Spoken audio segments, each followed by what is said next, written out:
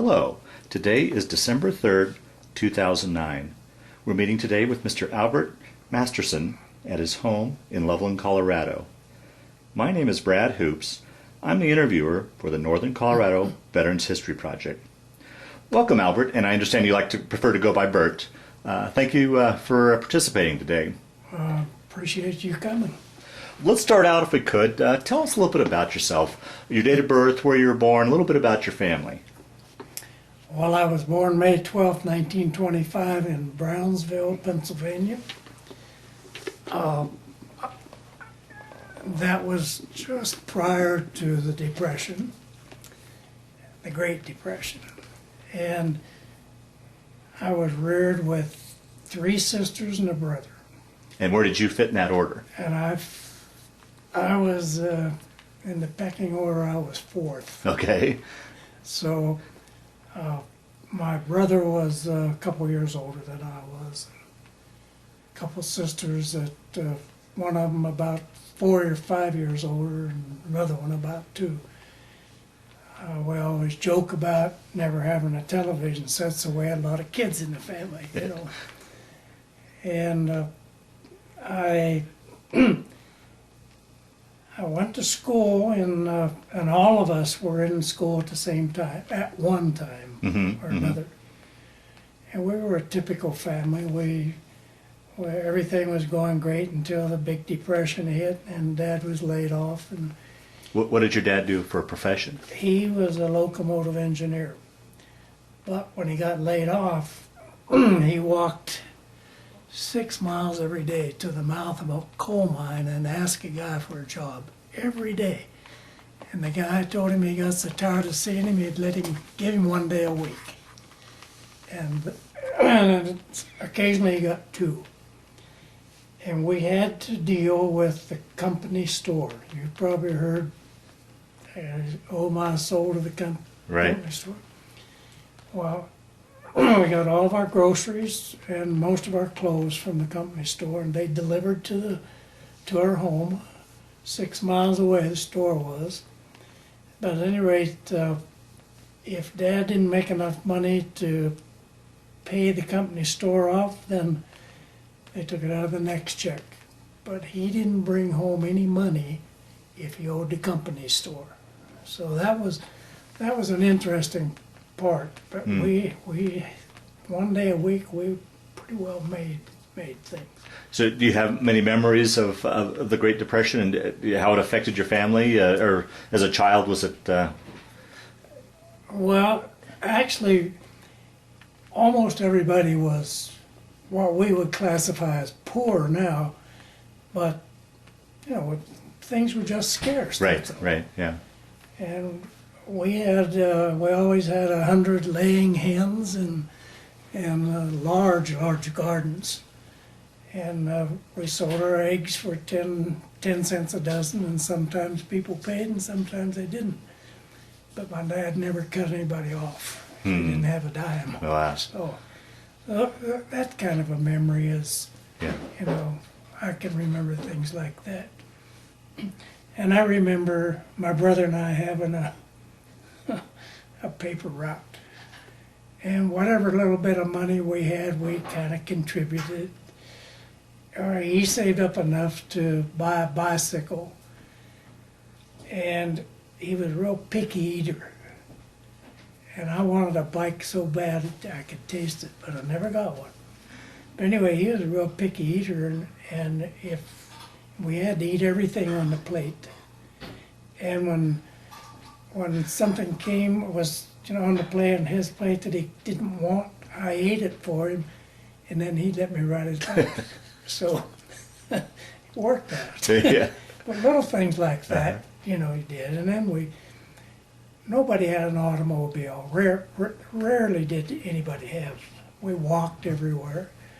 So our really growing up days, we were in a neighborhood where people walked, and when you got out of comfortable walking distances, you just didn't go. Yeah, I'll be darned. My grandfather walked, I think, about 12 miles every weekend, and came in and stayed with us, and I was his favorite grandson. So, and when he came in, he was a coal miner too, and when he came in, he chewed tobacco, and I just loved that man. I would run and jump on his lap and get him a can to spit in. And one day he came in and I jumped up on his lap and he said, "Hold out your hand." And he gave me a gold case watch that he had. My son has it now. Wow. And I thought that was the greatest thing. But we lived in Brownsville, Pennsylvania, and then as we started coming out of the Depression, Dad got called back to the railroad, and he went back for a couple weeks. But prior to that, he got a job on a rear paddle wheel riverboat, and we lived on the Monongahela River, just about 25 miles from Pittsburgh. Okay. And they pushed coal up and down the Monongahela for the steel mills, and Dad got the job on the river and disliked it very much, but it was a job, it paid good. And then he got called back to the railroad, and then he got a job in the steel mill on what was called a dinky, and that was an engine that went right up next to the blast furnaces, and they skimmed what they called the slag off the top of the molten metal. And that dinky hauled it up to a yard that was owned by the mill, and they dumped it. And they went back and got, that's what he did in the steel mill. He could come home on a real nice evening in the summertime and just be freezing to death. Oh, jeez. Being in that intense heat. And in the meantime, when he had that job, we had moved to Charleroi. And that was just a little closer to Pittsburgh. And it was right across the river from the mill where he worked. And then Is that where you went to school then? Finished up your I schooling? finished school in Charleroi, Pennsylvania. And it was, I think that's French, and it's CHARLEROI, like a king in France, ROI. But at any rate, it was a glass community. They made glass there. And that's where I graduated, and that's where I was when the war broke out. Do you remember where you were and what you were thinking when you heard that Pearl Harbor had been bombed? I didn't know what to think, but it didn't take 1 week till everybody was just super patriotic, I mean, the very idea of somebody bombing something that we owned, like Hawaii, and many of our people were over there. Right. So it just, everybody. It wasn't there were no exceptions. It was just something that was national, and in the process of getting that kind of a feeling in the country, there was a lot of propaganda, which came about as a result of an effort to build that patriotism. And everything in the paper was about the war. We'd go to the movies. It was still just about a dime to get in the movies, and they used to have what they called the newsreel. Mm-hmm.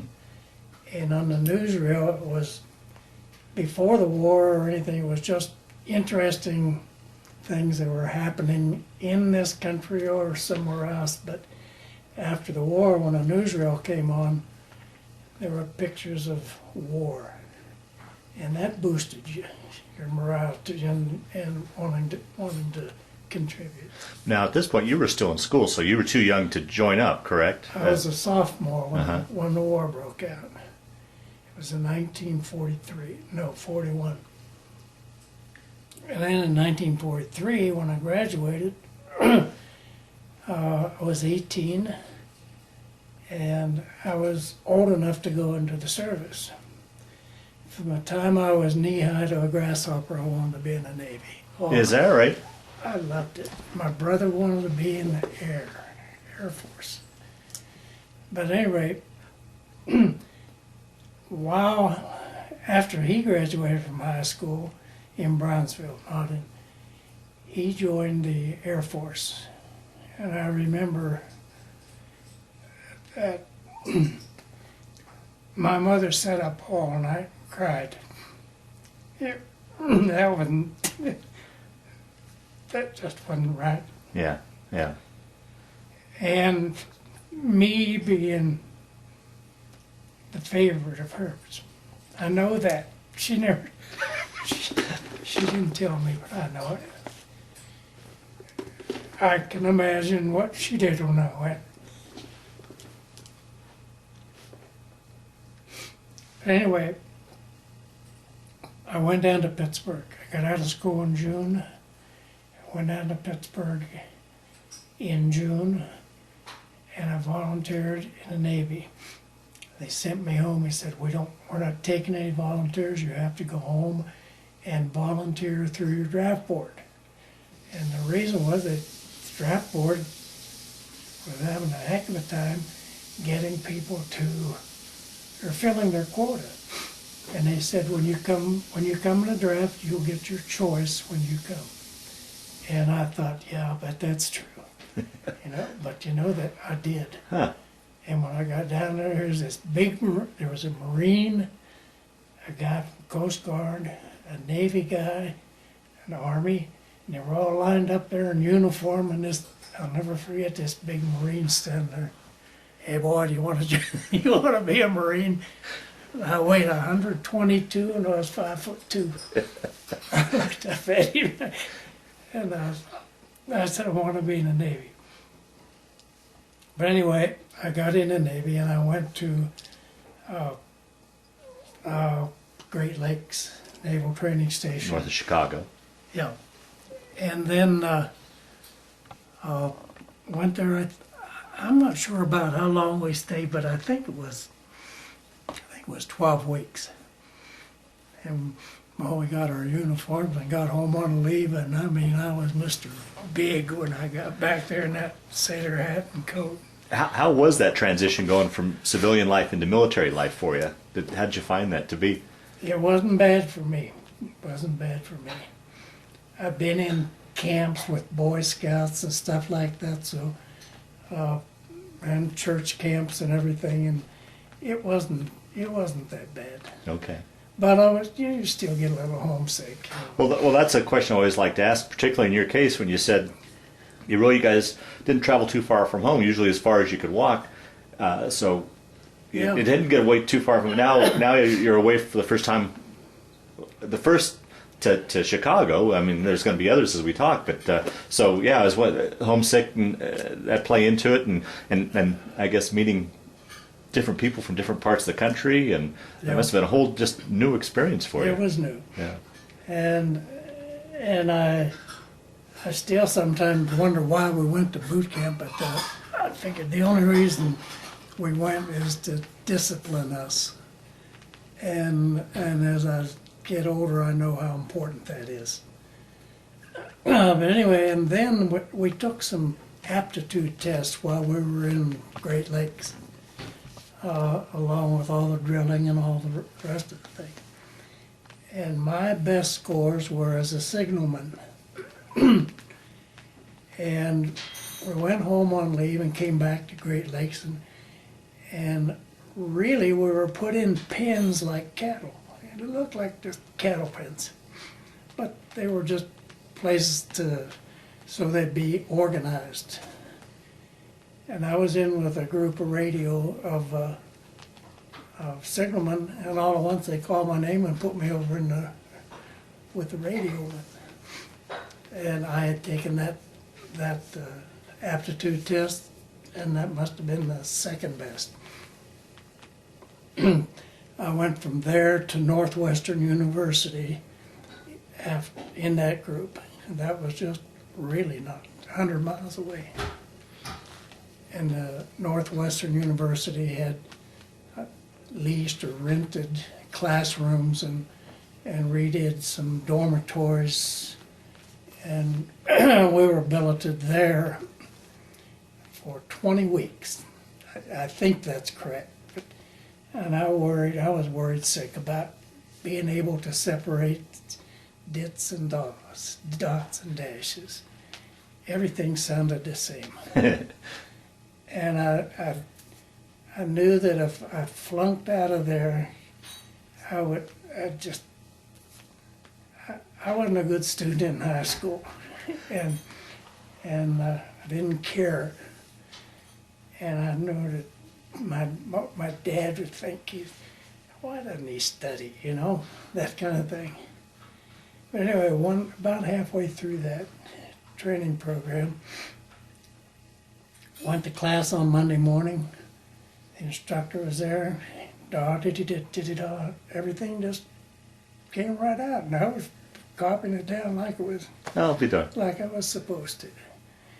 And I would have to say I was a pretty good radioman. The fact is, I was the only radioman in the history of that ship that ever took an urgent message. Really? Yeah.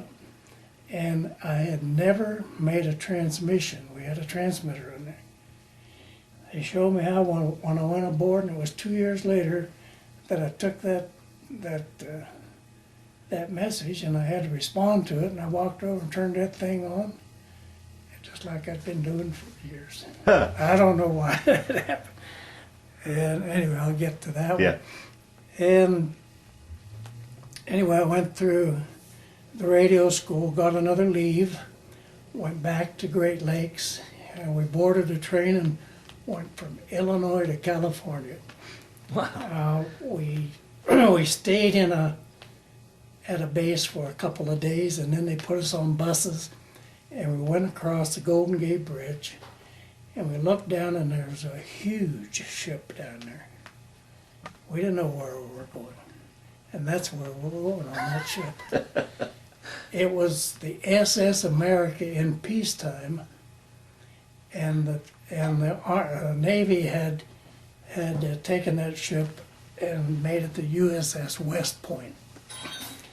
And they had swimming pools and everything, but they were all full of beans and potatoes, I think. But they just carried supplies. And there were 12,000 of us on that ship. Jeez. And when we left there, we didn't know where we were going. They don't tell enlisted people that. But we were going to New Guinea. Now, at this point, were you traveling alone, or were you traveling? Had they put together your shipmates? Were you traveling as a group, or what were you? You hadn't been assigned to a ship yet, obviously. No, So there were Army, Navy, Marines, and everything on that ship. But we were still in our little groups. Okay. And the fortunate thing for me, when we got on that ship, we were sleeping like 6 or 8 stacks high. You just had barely a room, and it smelled, and guys would get sick in there, seasick, and we were out about 3 or 4 days, and I got the measles. Really? And they put me in sick bay, and boy, that was good. I'd take the measles any day. And anyway, we ended up with no escort. That ship was too fast for escorts. Wow. And we would change course every so many minutes. We'd zigzag. And we zigzagged from San Francisco to New Guinea. You didn't make a stop in Hawaii or anything like that. It was just straight shot. Oh my! Straight shot. Wow.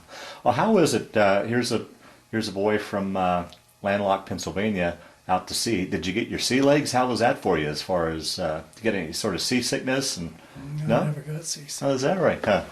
No, I never did. I don't know why I didn't, but at any rate, when we got to New Guinea, we were put ashore, and it was a kind of a staging area. And then I got dysentery, and so did about everybody else. And I went to this doctor in a big tent. He looked at me and he said, "Tell me how old you are, boy. I won't send you home." And I was 18, but I was still 5'2" and 100. By then I'd lost a little weight. But at any rate, from there we were assigned from there to a definite place, and we didn't know where yet. And we got on what was called an LCI, a landing craft infantry. Okay. And man, they were rough on the ocean. And I was issued a new pair of boots that were too big for me. And almost, if it hadn't been for a rail on that LCI, I would have been the man overboard. Oh, wow. I went clear under and it was a rough ship. Are they flat bottom as well? No, Oh, they're not? they had Oh. a keel. Oh, okay. So. But we weren't eating very good on that LCI, and one time the cook came out and had some burned bread he was throwing over the side, and man, we about killed that guy to get that burned bread. And he went and told the captain, I call him the old man mostly, and affectionately, and he made sure we got some food then. Huh. We were on some rations of some kind. I don't know what they were. Well, now this LCI that you were on, was this your first actual ship, or were you still being transported to? We were being Oh, okay. transported. Oh, okay. And they took us, and I don't remember where I caught that ship. But they took us to this LST. There were 3 of us. We were in class together at Northwestern. A guy from Florida, and another guy from Pennsylvania, and myself. And we relieved 3 guys who had been on there, I think, from the time the ship was launched. And that's when the war started for me. We were there about 2 weeks, and all at once we beached, and they started loading tanks and trucks, and we carried a lot of gasoline, we did barrels of it, Oh, geez. and ammunition and jeeps, everything that they need. And we went to a place called a teepee.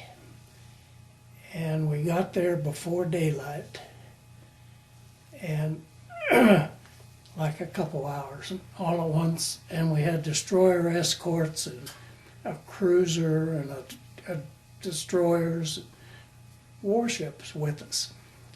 And they started bombarding that beach. And to this day, I don't like to go to 4th of July deals. Is that right? That's right. And but that was, I just sat there, and they flattened everything that was on that beach. Wow. It was just like taking palm trees and cutting them off. It really, and there was no opposition when the troops hit. Wow. And we would line up out maybe several hundred yards out, and there would be a row of small boats, they call them, LCVPs, landing craft for vehicles and people. Like the Higgins type boat? Yeah. Okay. There would be a row of them. Back of them would be another row of them, and back of them would be our LSTs. Wow. And we would all go. Those guys were fast enough that they got there first. They got off the beach, they landed, dropped their little ramps, and the troops ran up on the beach. And then the second wave went in, and then we were the third wave.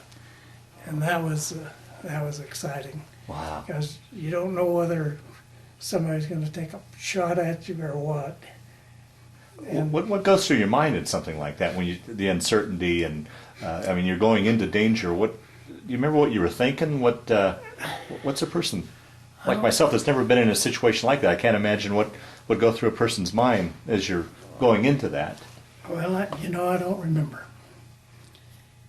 And I know it was excitement, and you're nervous, I suppose what the reason for that is the uncertainty. Mm-hmm. Mm-hmm. But my station battle station was on the conning tower, which is where they control. The captain sits in his chair, right, yeah. at peacetime, and anyway, and I was to help the signalman run up the flags. I didn't know one flag from another, but I knew how to pull the deal and run them up when he hooked them up, and that's where I was on all 11 visions that we made. And I'm not sure either that we only made 10, maybe. Wow. I know we made 10. Well, 10 or 11, that's a lot of invasions. But at any rate, that was my battle station. And then we retracted from the beach when we unloaded, and the Army unloaded. We didn't do it unless we had a lot of opposition on the beach.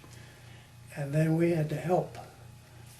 And we retracted and laid off back out for 500 yards. Could you quickly explain to others that may watch us? I mean, here's this great big old ship that goes right up to the beach. Can you explain how that worked, how it got on and off the beach like that? Okay, that's a good question, because that's interesting. It is, yeah. We were 333 feet long. That's the length of a football field, and then 33 more feet, if you put it into perspective that way. And we had bow doors, like the ship came together like that. And those doors opened up, and then we had a big ramp, a metal ramp. And when we hit the beach, because we were flat bottom, and because we didn't draw very much water. In other words, I'll tell you later about some torpedoes going under an LST that we actually witnessed. Wow. And it wasn't ours, but it was one with, and they set the torpedoes too deep, and that ship was loaded. But because we were flat bottom, we didn't draw a lot of water, so we could hit that beach, go up on the beach. Before we went up, we dropped a stern anchor out in the ocean. And I don't remember how far, but that stern anchor played off a reel as fast as we were going. We went up on the beach, and then when we wanted to come off, then we backed the engines down full and heaved around on the stern anchor, and the tide had come in, and so we floated off. Yeah. So, and MacArthur claims that was almost our secret weapon that won the war. And he didn't actually say won the war, but it was something that puzzled the Japanese so much, watching that thing go up on the beach. And he had a great admiration for LSTs. Yeah. But anyway, don't remember where I was. Well, you'd backed out to sea after unloading after that first invasion. Okay. And then we gathered back there, the LSTs and the warships. We went back to out of the forward. That's called the forward area when you're making an invasion or in enemy territory. We went back to where we were loading up, and I think it was Hollandia. That turned out to be a big base in the Pacific, South Pacific, and we operated out of there for at least 8 invasions. At any rate, we laid around there for a while, and the next 2 or 3 weeks we were loading up again to go someplace else. Then we just worked our way up toward the very tip of New Guinea. And we made another invasion, gosh, I can't remember. But then we made the third one, and it was called Biak, B-I-A-K. And that one was, we were pretty well prepared to expect some opposition. Oh, geez. And the reason that MacArthur wanted that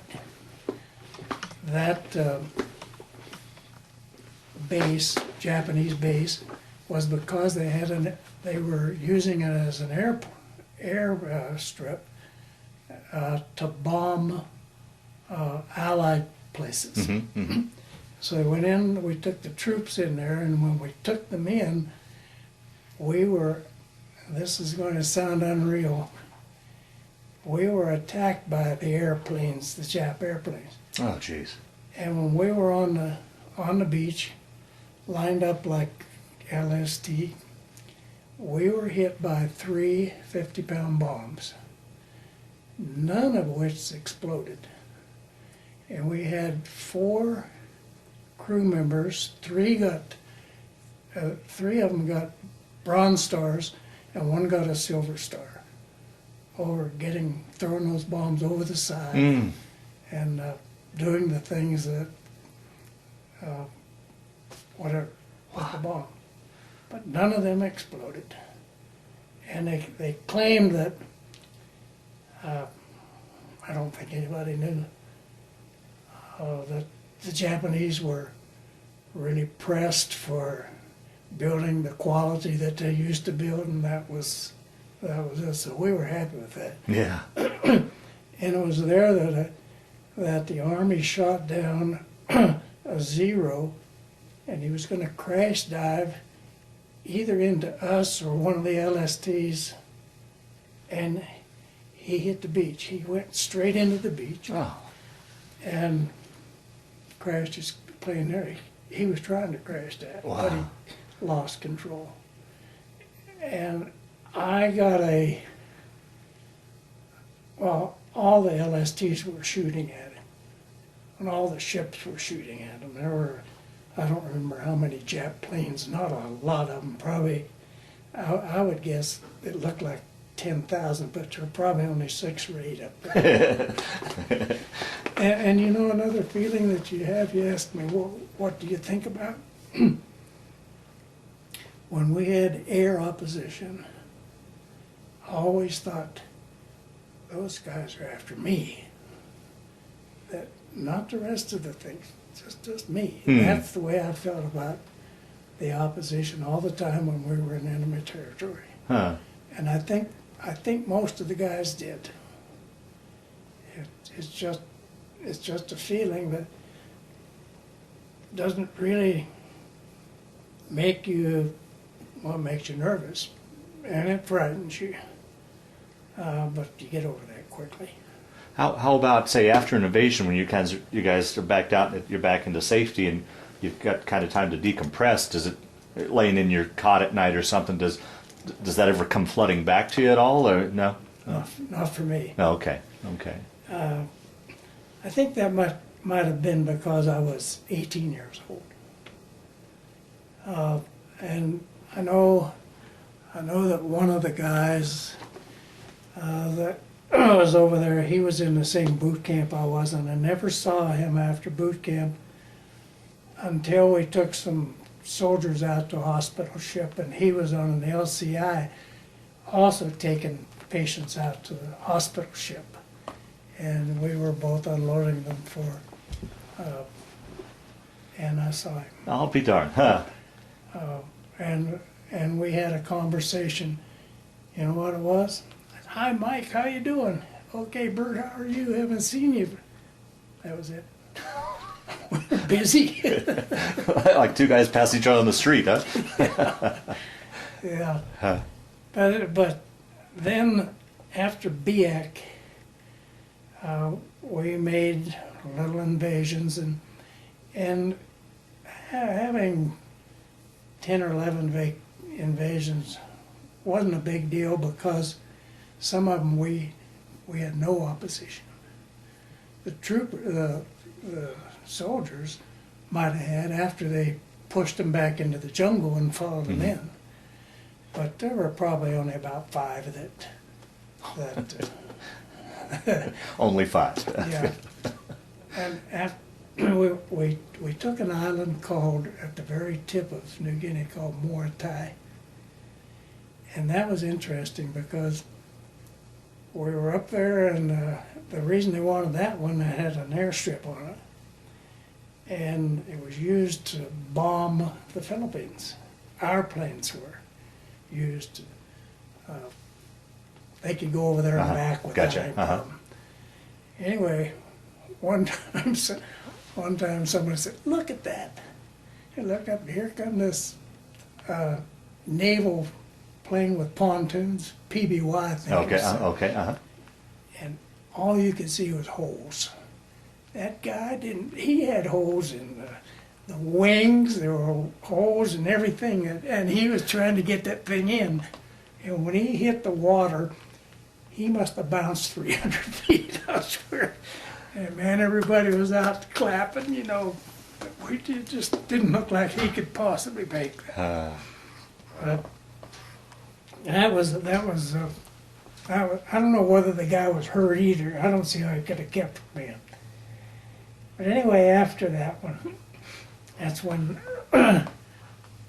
when we really got ready to go, and we went into the Philippines. Oh, jeez. And we went into Leyte, and that was the initial landing in the Philippines. And we took 4 direct hits going into Leyte, and I got a Purple Heart there. And the guy I was standing by was a signalman. He got, I was closer to him than I am to you right now. I was almost like shoulder to shoulder. He was handing me these flags. And a hit, it was mortar from the beach. Sure. Okay. And you know what a boat David is? A boat David is the apparatus that holds those small boats on the side of the ship that you see in the Okay. carry. Uh-huh. Well, we always had our small boats in the water on invasions. And a mortar hit the boat David, and it was about maybe 15 feet from where we were standing. And the concussion was fantastic. I mean, boom, we were out, both of us. And I woke up first, and there was blood everywhere. And I thought, man, I'm dying. But I just had a chunk taken out of my wrist and another chunk taken out of my leg. That was all that was wrong with me. And I looked over at a guy, the second one named Gimler, and he was still groggy. He had his arm was just laid open, and his leg was laid open, and you would have thought somebody had took a knife and cut his pants and did that, and his sleeves and did that. And I picked him up and took him down to the fantail, down 2 ladders. There's steps in the Navy, there are ladders. Anyway, and when I got down there, somebody took him and down to sick bay. And he was patched up and sent to a hospital ship. And I was patched up a little bit, and I went back up to the conning tower. I didn't know any flags, so I just went up there. Oh, jeez. But at any rate, I want to tell you how, I forgot something almost, Okay. how we knew where to hit the beach. They had what they called beach parties. And a beach party would go in with the first wave of troops, in those small boats. Mm-hmm. And they knew from before they went where they were supposed to set up markers. And they'd set up a marker here and go so far and set up one here. And then the LSTs would go in and try to hit those markers and go right up. Because they knew somebody had already scouted that before to know that there wasn't a lot of coral there Okay. that would get hung up. Oh, right, okay, uh-huh. So I wanted to get in that. I tried to get in that, but it wouldn't let me. I was so small they couldn't have found me to hit me. but at any rate, So would that be someone, for example, somebody from your ship that would go? For, no, oh, okay, okay. They were a separate outfit. Oh, okay, all right. And they were only used, well, I think that they're only, that was the most dangerous. No, absolutely. Yeah, they were in there when the first wave hit. And running down, setting those flags up, you know if somebody's trying to plunk them. Yeah. But they needed them. And they needed volunteers. That's when I volunteered. Wow. That's because they were getting killed, I think. Oh, I hadn't jeez. thought about that. But at any rate, after Leyte, of course, we went back to Atlanta. There was a big naval battle right there that we missed that naval battle by, like, I can't remember, 10 or 12 hours. Really? And we had armament that you and I with 30-06s could handle. And we didn't have any armament. We had some anti-aircraft guns, and we had the biggest thing we had was a 4-inch 50, and it usually hung up after the first shot. So, but we would have been destroyed if we hadn't missed it. I think the good Lord really looked after that ship. Oh, boy. But at any rate, we went back to Hollanda, got some supplies, went back to Leyte, went back to Hollanda, and the next thing you know, we were going up to the northern part of the island that Manila is on. And that isn't Leyte, I don't know what it is. Lingayen Gulf. Lingayen Gulf is where there was supposed to be a lot of opposition. Now, would they tell you that? Would you know what you're going to expect? Would you know that, okay, We never knew where we were going till Yeah. we were out 2 or 3 days. And then maybe somebody would talk to us and tell us that. and would they give you the idea, or that, okay, you're going up to Manila and expect a lot of opposition? Would you know what you were sailing into? Never like that. That would No. be frightening. No. It was never like that. But Okay. and if they'd told us we were going to Lingayen Gulf, we'd say, well, where's that? Yeah. You know? But at any rate, during that journey up there, we had 3 rows of LSTs. And this is where that Japanese submarine, 1-man sub or 2-man sub, I don't know whether, I think it was a 1-man, surfaced. He shot 3 torpedoes at the LST Nexus. As soon as he surfaced, I don't know how they know it, but there's these soldiers out there with a rifle shooting at that guy. Wow. And they didn't bother him because you don't sink submarines with rifles. Anyway, everybody was looking to see what they're shooting at, and here's this sub. We just saw the contact, and then he's back down. But he fired those 3 torpedoes, and I swear he had one right in the middle of that thing, one in the bow and one in the stern. And every one of them went right under it. Oh, wow. And that was another miracle of an LST. And then our escorts, which were destroyers and destroyer escorts, man, they went crazy. They started circling the area where that deal was and dropping the ash cans. Mm-hmm. And they're great big can-looking things with looks like a handle on them. And they shoot them and they go down depth charges is what they're really called. Mm-hmm. And we never did know whether they got the guy or not, but they probably claimed they did. But anyway, we got up to Lingayen Gulf, and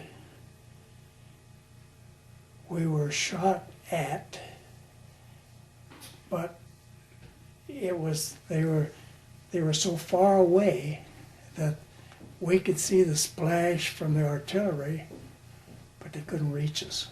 So all we did was stay on, like that was the starboard side of the ship, we just went over on the port side, because it couldn't reach us anyway. So anyway, that's where we landed those troops, and they went overland then down to Manila, and you may have read about that, and released prisoners that were in jail down there. And that's how Manila got captured, was by those guys that we hauled up there.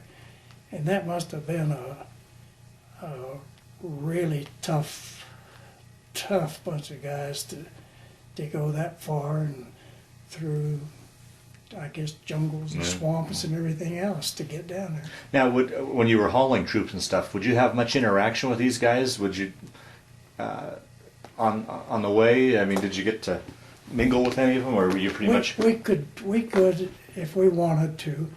And most of the time, everybody was playing cards, or, and occasionally we'd get a guy, that really wanted to talk, and we'd talk to him. But they by and large kept to themselves, and but we didn't avoid them, and they didn't avoid us. Right. Let's Okay. put it that way. Right. Then, after Lingayen,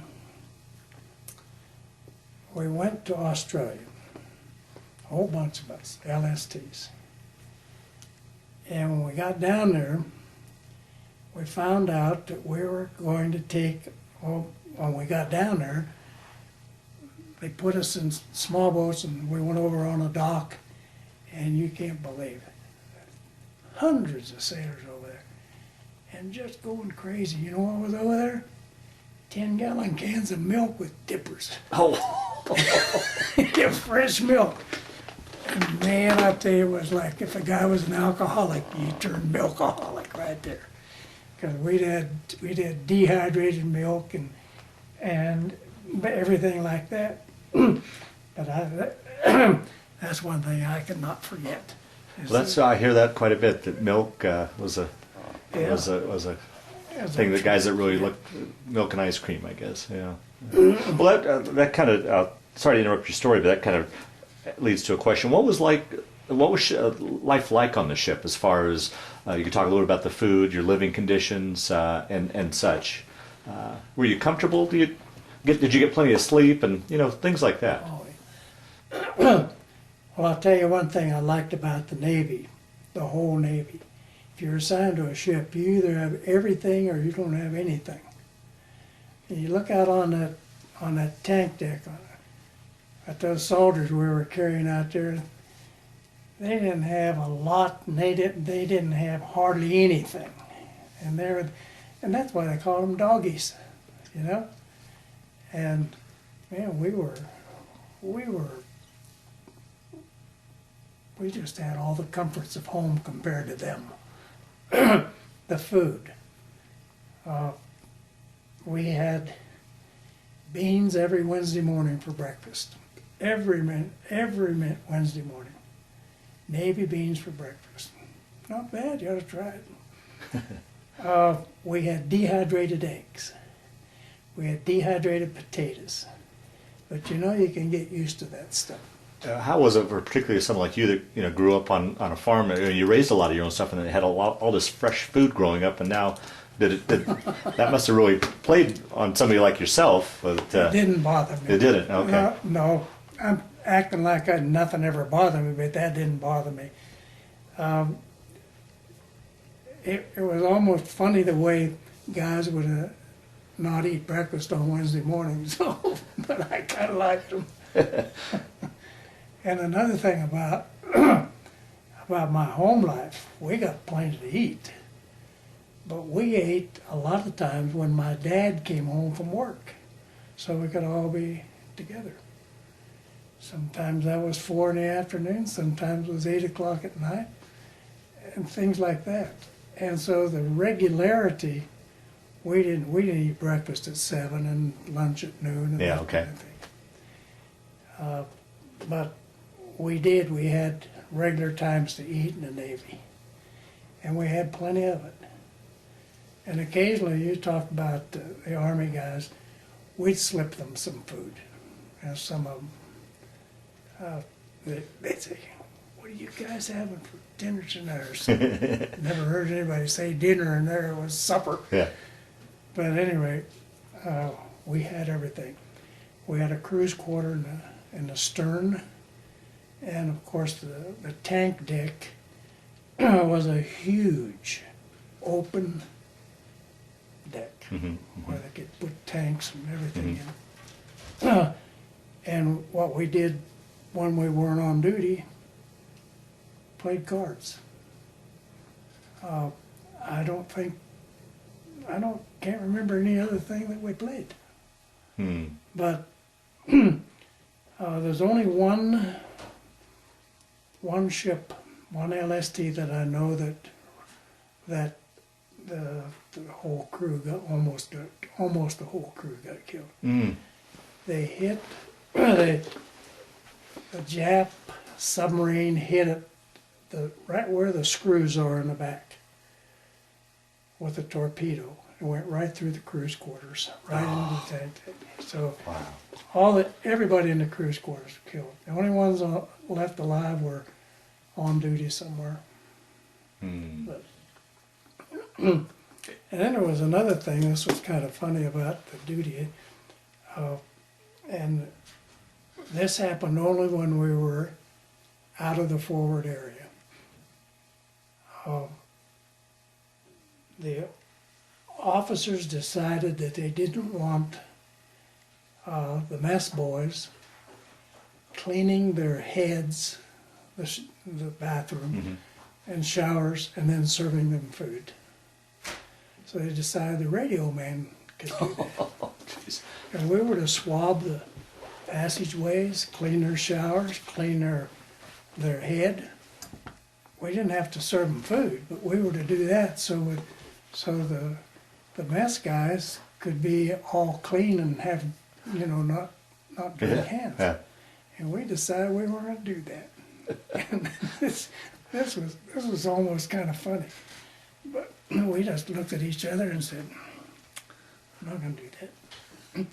Communications officer came up and he made out a schedule like Masterson will do the showers, Greaves will do the head, Murphy will swab the power, and then we just Rotated. flip that. Yeah. I don't know why we didn't go to jail, but there's a brig. Well, we didn't do it, and the place got to be smelly. And here come the Benny Azar was his name, come running up there again, and he said, "You guys are going to get in trouble." He liked us. He said, "You're going to get in trouble. Captain's mad." And he left, he gave us the warning. We didn't do it. And then we got a captain's mast, all three of us. We had to go report to the captain's cabin in clean dungarees and a white hat. We did. And he told us what we had to do, and we still didn't do it. Wow. And we got another one, another captain's mast. And it was long about that time. Fortunately, I don't know what would have happened. He went home, the captain went home, right after the second captain's mast, and we still weren't doing it. And they finally gave it back to the guys who should be doing it. And that was a kind of a shame, because black guys in the Navy, when I was there, their job was to serve officers, period. And they were just as capable of doing other things as everybody else. Right. And they are now, and they're proving it now, see? But that's the way it was then, and that's too bad.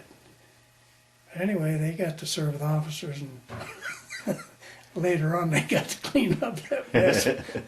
But that was, So the servants on mess people on your ship were black then? Yes. Okay. they all were, I think, on All the ships? Okay. At least on the LSTs they were. And when we were in port or not underway somewhere, we were almost always, I can't ever remember when we weren't with other LSTs. Mm-hmm. And we would take turns watching, radio watch. And we had all their call numbers and they had ours. And so if we got a call number for one of the ships, we went up to the signalman and he went over, signaled to him and told him we had a number for him, and worked out real fine. And that way, that's the only relief we had. If we were underway, we had those earphones on, 4 on and 8 off. And I mean, that was until we got back to the port we started from. Wow. Well, I noticed you wear a hearing aid. Do you contribute that possibly to that at all? Or? I don't know. Yeah. It's been so long. I really got my hearing problem maybe 10 years ago. So. Okay. But how long it takes for Right. something like that to Right. affect them, I don't know. Right. And the VA gave me these anyway, and that's only because I had the Purple Heart. And the guy was smart enough to duck; he didn't get anything. At any rate, we were down in Australia. We picked up Australian troops and used our ships, and we went to Borneo. And I couldn't wait to get to Borneo because I wanted to tell my dad. He used to talk about the wild man from Borneo. Did you ever hear that? Yeah. And we'd come in when we were little, and we might look like we were all sweaty and worn out. And he said, "You look like the wild man from Borneo." And I couldn't wait to tell him that I'd been to Borneo and I didn't see any wild men. But at any rate, the Aussie troops went in there and they cleaned it up in a hurry. I think in Borneo, the reason they wanted to get in there was oil on that island. And the Japs were still using Borneo when they could get that oil out of there. And I think that's why we went in there. And then pretty much Harry Truman made a decision to drop a couple bombs in Hiroshima. That's what we call it. I think Hiroshima is the way they pronounce it now, and then Nagasaki. And So you were down in Borneo area when? No. Oh, okay. No, we were in the Philippines, I think. I'm not. Probably, yeah, some probably of those so. things, Yeah. I should remember those distinctly, but anyway, it took about, I think, just a couple of days after that second bomb that, they realized they didn't have a chance. Well, now, did you get word about the bombs, and were they? I guess it brought us to a larger picture. Were you? What were you getting as far as news and stuff on the ship? I mean, were they giving you updates on how the war was going, both in the Pacific and in the European theater? I mean, did you have an idea of how? And did they tell you about the bomb? And We copied news out of San Francisco. A radioman did, and then as we copied it, we just put it on a page and passed it around. so you were getting news, various news, both from the home and on the war, and Yeah. okay. And so you got worried about these bombs. Did you have any idea what these things were? I mean, Could you imagine? yeah. No. No, but another thing, when we talk about that bomb and stopping the war there, we had been issued what they call foul weather gear about, I don't know how long before that. And we were operating in the South Pacific where you wear a bathing suit, not foul weather. Yeah. And we put it together real fast. And You guys are heading north to Japan, huh? For the invasion. We were going to go die. That's what we were going to do. Wow. I'm still convinced that it would have taken 1 million, and then maybe that wouldn't have been enough. 1 million American lives to invade Japan. The Well, only you know, there's thing- always been that controversy about Truman dropping the bombs, but I don't think I need to ask you what your thoughts on it, because very well we wouldn't be sitting here talking today, probably. That's true. Yeah. That's true. And you know, the old saying is war is hell, and there's no two ways about Yeah, that. yeah. No two. What's the difference if you, I guess if you die from a bomb or somebody shoots you? Yeah. You're dead, aren't you? Yeah, yeah. So Well, now, do you remember when you got the news on VJ Day? What it was like? I know what I was doing on BJ Day. We were in the forward ammunition locker, sitting on 20 millimeter boxes playing poker. And somebody came in and said, they surrendered in Europe. And we talked a little while and said, great, man, we'll be out of here pretty soon. And pretty soon somebody says, deal those damn cards. I can remember that. He was losing. But that's where we were. Oh, you're talking about VE Day. VE, Yeah, okay. not and, VJ. And then VJ Day, where were you for VJ? Which was I don't probably know. meant more to you. Do you remember the ceremony or whether things go wild? I heard, you know, once I don't remember. oh, is that right? Honest. I'll be darned. We weren't somewhere where things Yeah. would go out. I mean, nobody fired off guns and things like that. I've thought about that a long time. I can't remember that. I'll be darned. But and then the war ended, and we gave the Navy gave our ship to the Japanese Merchant Marine, and we were told that they didn't want it because they didn't think it was seaworthy. So whether that's true or not, but we thought that was pretty funny.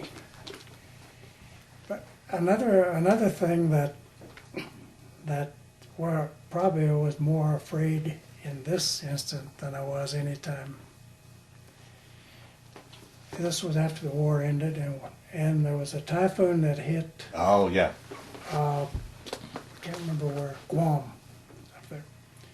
And we were the flagship. Somebody has to be a flagship. And we had 4 or 5 LSTs loaded with tents and emergency supplies.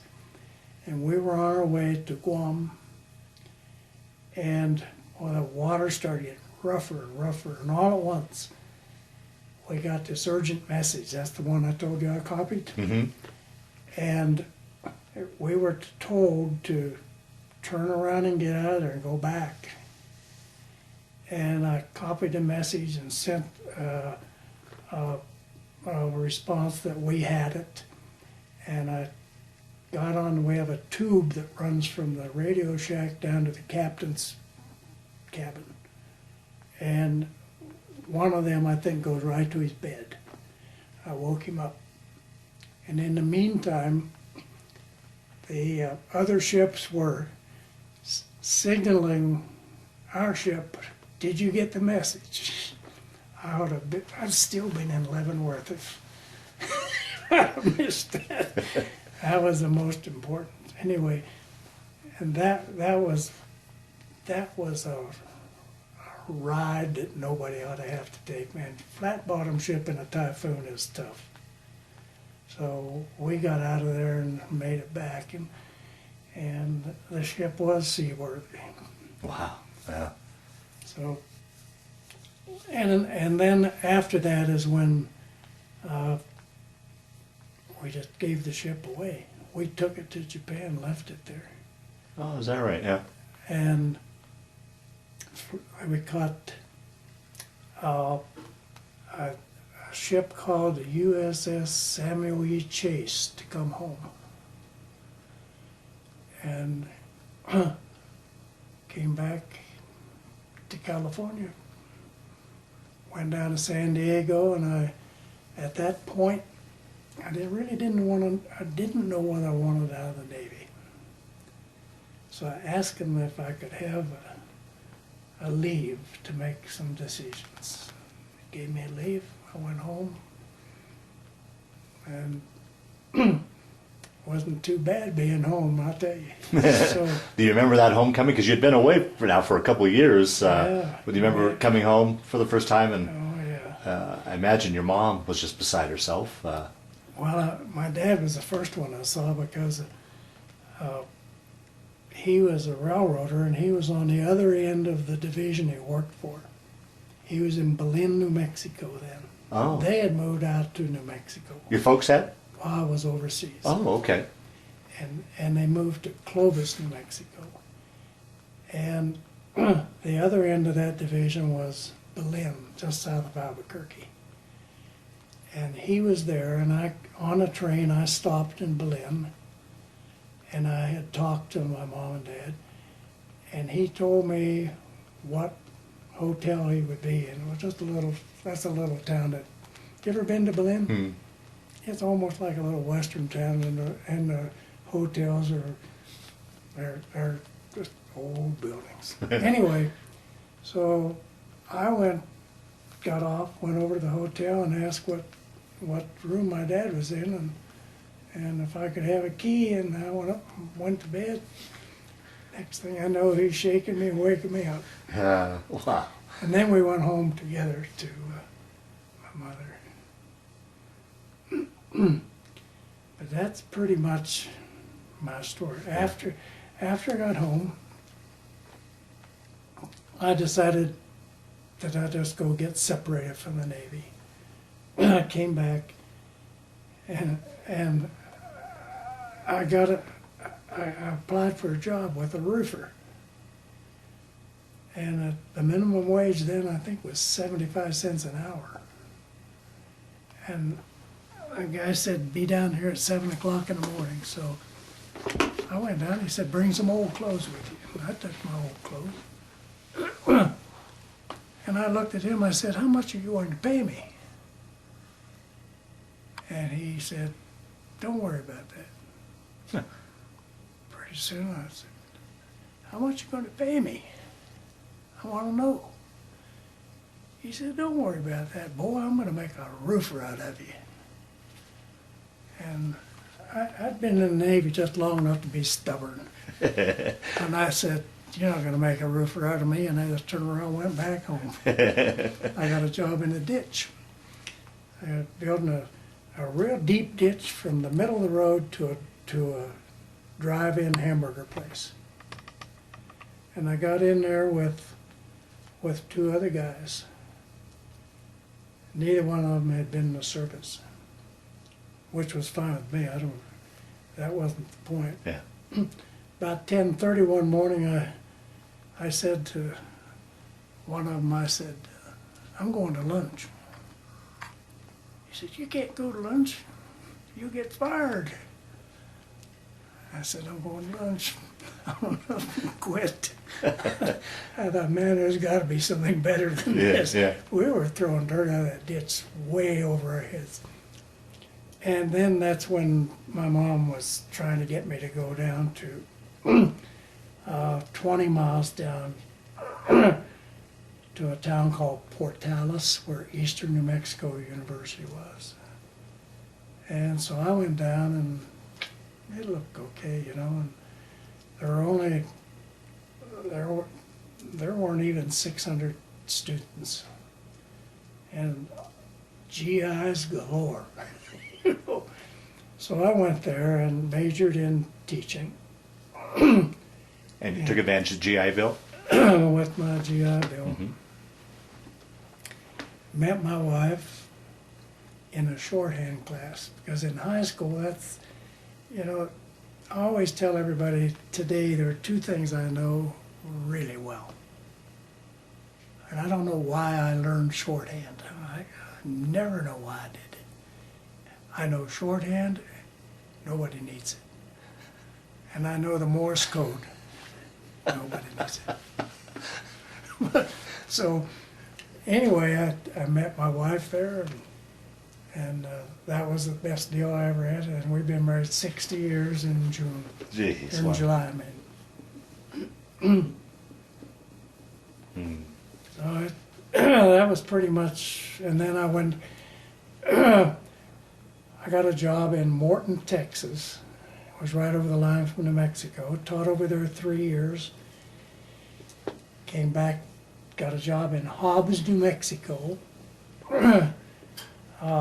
In Morton, I made $2,403.25 a year. Why I got that 25 cents, I don't know. But anyway, in Hobbs, I started at, can't remember, 30-some hundred. And then I got involved with electronic labs so that I could have students at different phases of dictation. I put tapes on and put them, whatever their skill was, get them practice at 60 words a minute. Maybe this group over here was 80, and maybe another group I needed to work with personally, you know. Mm-hmm. And a friend of mine up here at CSU found out about that, and they were getting ready to set up a lab, and they needed another teacher in the business department. It was a department then, not a college. Uh-huh. And so they asked me if I wanted to come up and be interviewed, and I did, and I got hired at CSU. So that's how I got here. Is where you finish out your career then as well? Yeah, How many years were you in the education field then? 35. 35. Wow. And then after the education, two other guys and myself had 5 computer stores. We had one in Grady and Fort Collins and Loveland and Longmont and Boulder. We closed one in Boulder because we weren't making any money, we weren't losing any. So it's an exercise in futility. So. And then we sold them, and I retired from CSU. But in the last 6 months, CSU, I was the state director for vocational ed. Wow. They had moved business ed out of the Department of Business because they were trying to get accreditation with the American Association of Collegiate Schools of Business. And education doesn't fit in that. So they asked me if I wanted to go over to VOED and be in charge of the business teacher program. Took me about that long to say yes. I mean, I did. I wanted to. That's what I thought I was going to work with up there. And so, being in the vocational department, then I got acquainted with them in Denver, and that's the way I ended my career with state directors. I'll be darned. Wow. I went from teaching 6th grade to that, but it's been a good ride. Yeah. It really has. Wow. And how many children and grandchildren, great-grandchildren do you guys have? Let's see how many kids we have. We have a boy and a girl. Okay. Fred, our son, has his own. He has a degree in business management, and when we had the computer stores, he managed the Fort Collins store. Then when we sold them, he worked for the guy until he could get somebody else, and he went into the business himself of networking and nothing conflicting with the stores, because networking and that type of thing is totally different. Right. And we have and he lives in Fort Collins now, and he has 2 daughters, and one of them has one baby, a girl, and one of them has 2 boys. And then we have a daughter who lives in Niwot, and she has a degree from CU in civil engineering. But she went she went to Durango for 2 years. She wanted to go as far away from home as she could get. Yeah. You know what that's Yeah. like. Oh, sure. And I said, you can go anywhere you want to as long as it's in Colorado. And that's as far as she could get. But she liked it very much, and she transferred over to CU. And she finished in 5 years, which is about what an engineering program is. Right. And she loved CU when she got over there. And she met the guy she married in Durango. And for some reason or other, when she went to CU, he did too. So they have 3 girls. And their oldest daughter is in Austria right now going to school. She goes to a school in Seattle. And the German class, I don't know if it's all the class or what the scholastic standard is for going over there, but she loves German. She's over there with classmates from the college where she went last year. So that's kind of nice for her. Yeah. Yeah. And they're going over in this month, for Friday law. So that's pretty much. Well, a few more questions, and we'll wind down this interview. One thing you said that you were very close with your mom. Did she ever, after you guys got home, particularly with your, I guess another question. Let's start back earlier. How was communications when you were out to sea, as far as back home, as far as getting mail back and forth, and were you able to keep in touch with your brother that was in the Air Corps, and how was that communications like? I told you my brother wanted to be a pilot. Yeah. And he became a B-17 pilot and flew a lot of missions in Europe. Oh boy. And then he flew the Berlin airlift after. But we'd write, and there was I believe it was called PO address, a post office address, Yeah. military address anyway, that I could send letters to my brother. And we didn't, neither one of us wrote to each other very much. Right. Right. I don't know if men just don't do that or not, but anyway, and then as far as writing home and getting mail, they had an address and I didn't need one because Well, as far as, was it mail pretty reliable, particularly because you were all over the place? the mail caught up with us pretty regularly. Is that right? Yeah. It was, and when it caught up, man, there was a lot of mail. Yeah. Yeah.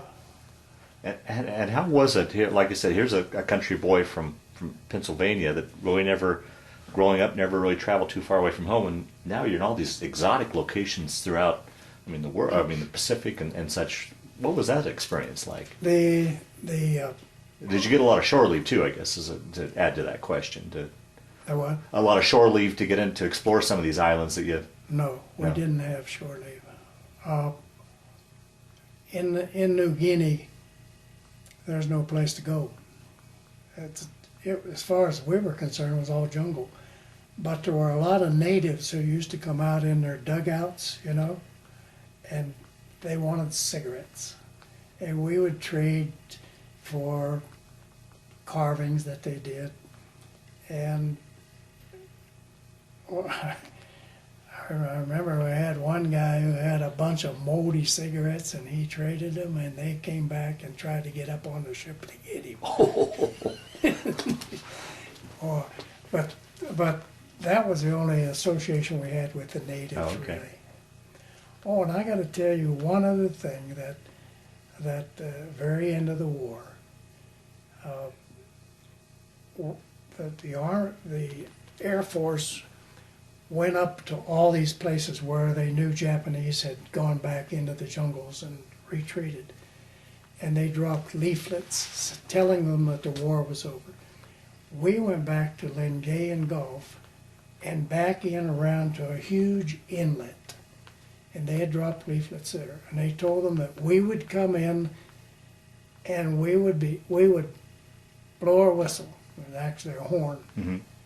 And they were to come out and wave white flags if they wanted to surrender.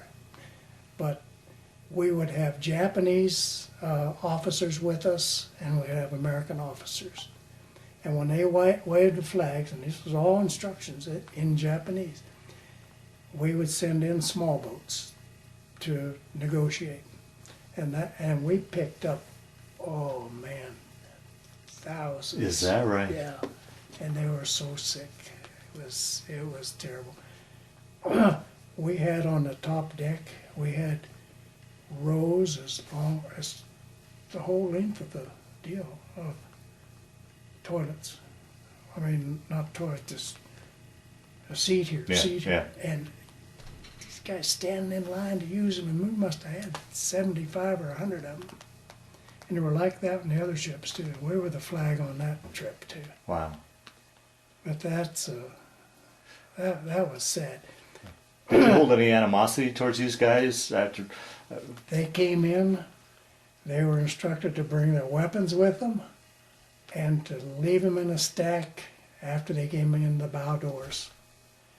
And we were allowed to take all those.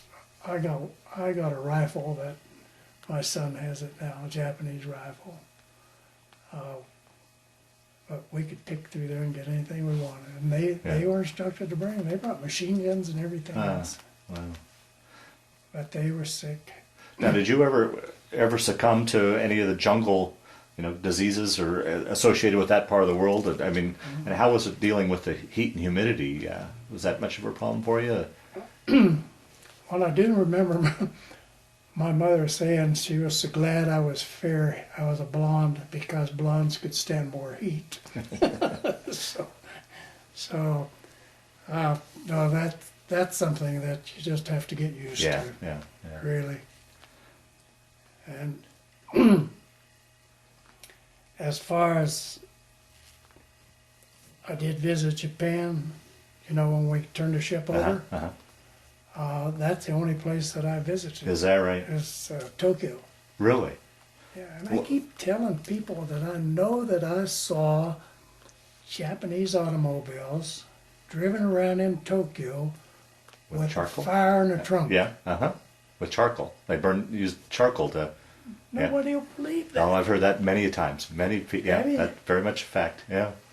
Had little charcoal burners in the Why back. don't we do that? Yeah. What did you see there in Tokyo? Was there a lot of destruction, and did you interact with the Japanese at all there? No. Yeah. Yeah, well, in a way. Yeah. I saw it would be like a garbage dump. And I saw Japanese digging in there with their hands. And they were just absolutely black, clear up to their elbows, where they're trying to get something out of there. Hmm. And then they had that was the really bad part. But they had a canteen where they had, what's that dance called when you have to, anyway, you give a girl a tag for a dance, and the little Japanese girls. And I saw a real cute one, and I had bought those tickets, and I went over to give her a dance. She could speak a little bit of English, not very much. And I wanted to get real bad. I wanted to get my sisters and my mom some hose, silk hose. So I said to her, we communicated enough that I told her what I wanted. And she told me that we had to go someplace else to get them. And I was to meet her at the railroad the next day. And I got up there the next day, and every one of those women looked alike to me. Oh. I swear. Yeah. And I never did get those hose. Yeah. But that we did that, and the people were not. I don't know how they felt, but they didn't appear to have a lot of animosity toward us. So One question I always have to ask a Navy man: did you go through the polywog ceremony, crossing the equator? oh, I crossed that equator so many times. No, it didn't have any ceremony, Oh, is that right? I'll be darned. but we crossed the equator many Yeah, times. okay. Yeah. And one question I started to ask earlier, with your brother over in Europe and you in the Pacific, did your mom ever talk about what she was going through, what she was feeling while you guys were in harm's way afterwards, or was it? Not really. Yeah. Not really. But I know she had a tough time. And I still think, in fact, I know I was a favorite. Yeah. Right. I really was. Yeah. And my brother was a favorite of my Yeah. dad's. And why my brother and I get along so good, I don't know. That's maybe that's when you have a large family. Yeah. And my brother took school seriously too, and I didn't. When you're fourth in the pecking order, you don't take too much. You have to get along. Yeah. But Well, through the years, did you ever have any? And I guess one question I never asked you. What was your ship number? What was? that it wasn't a name, but it was LST Right. 456. 456. Through the years, did you ever keep in touch with any of your shipmates? Did you guys ever have any reunions, anything like that? That's one big regret I have right now. I read the Scuttlebutt magazine. Have you seen that? Mm-hmm. I read that about stories of having a 456 reunion. Not that one, but Yeah. another Yeah. number. Right. And I don't see anything about the 456. Huh. And I threatened to sit down and write how the 456 won the war one of these days. Boy, we won our share of it. Oh, you bet. Yeah. Yeah. But we were a good ship as far as crew was concerned and participation, and we didn't do anything that the other guys didn't do either. Yeah. You know? Yeah. So, but I don't know. One last question, or one question I always like to ask to kind of round out the interview is, how do you think that experience affected you, changed your life, played a role in your life, or was it just simply a chapter of your life that you went through? How would you think you'd answer that? Well, I grew up in the Navy. That's where I didn't have my mother to run to, didn't have my dad. I had to be on my own. Yeah. And I think back, I might have handled that pretty good, you know. But that's true. I think that's where my maturity was in the Navy. Okay. And then after I got out, I'm sure a lot of that carried over. I tell people now, if somebody even lays a thread of a threat to me, I just tell them, you know, I've only been really scared one time. And you don't frighten me at all. And if you beat me up today, I'll kill you tomorrow. That's the way I react. I have a lot of confidence that I can do things now. I'll be darned. Confidence you don't think you had before the Navy, huh? Right. Well, I'll be darned. And that probably came a lot from my teaching too. Mm. Yeah, I was the poorest student that ever graduated from Charleroi High School. And I'm not bragging, but I have a PhD now. Yeah. But I taught at CSU and worked on the PhD. I couldn't be advanced out of into the professorial ranks until as long as I was working on that degree. Took me 6 years to get it. Wow. Teaching full time. Wow. And a family on top of it. Wow. And then I also tell everybody that sometimes I think that when I got out of the Navy, I should have gone to Wyoming, try to get a job there, and spend every penny I could get on land. I would be Warren Buffett right now. Yeah. Well, Bert, we'll wind down this interview. Is there anything that I didn't ask you, or any stories you can think of that you wanted to talk about that we've left out, so that we can round out, make sure we've covered as much as we could in this interview? We covered a lot. Okay. Okay. So I can't think of anything. Okay. I will when you leave. Oh yeah, of you course, know. yeah, yeah. But,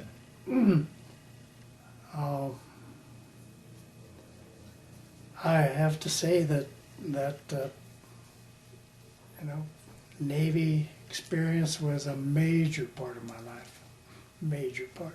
Even though it was only 3 years, and being able to have the GI Bill was super. That's how I found my wife. When you really boil it yeah, down. right, yeah. Yeah.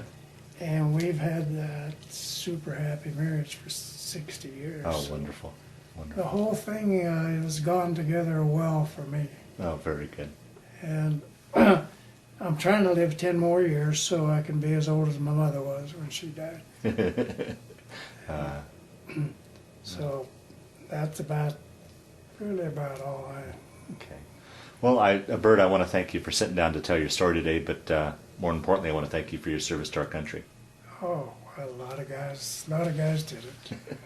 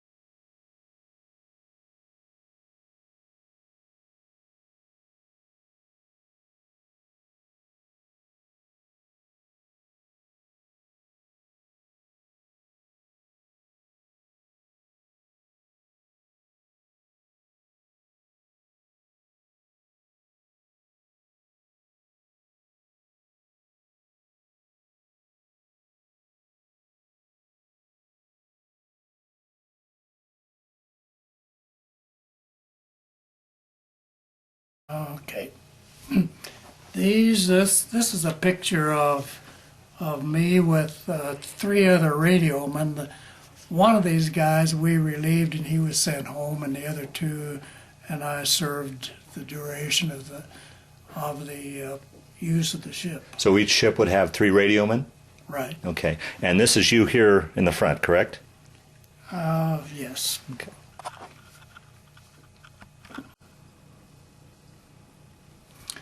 This picture is me with just 2 of the crew members, and neither of whom are radiomen, but just a couple good friends that I had while I was on the ship. And if you'll notice, back of one of us there is a big round ball, and that was the signal light that we were used for communication with other ships when it was safe. Now, is this the tower that you would be up on during battle station? That was on the conning tower, Yeah. but you can't see much of the conning tower really. Boy, in that situation, you probably had a front row seat to all these various invasions. I would imagine, being up there where you were, you could probably see quite a bit of everything from your vantage point, or not? Oh, yeah, we could see the beach and what was going on, but we weren't in on anything. But Yeah. we could just see a Right. lot. This picture is one of our ship that's in dry dock. We had to scrape the barnacles off of it, probably because we needed the speed and that was holding us back, and our flank speed was like 10 miles an hour, so 12 knots, I think, and we needed all the advantage we could get, so we went into dry dock and did that. Quite often, or how often? One time. One time? This is a picture of the Japanese troops that we picked up after the war ended. They were back in the hills in the Philippines, and the Air Force went and dropped leaflets to let them know the war was over and that we were coming in to get them, and we took Japanese officers with us and negotiated I guess a peace with these guys, and they were to come down and bring their rifles and whatever they had, and we would beach and they would walk on our ship, and we had about 4 LSTs with at least that many troops on. Wow, wow.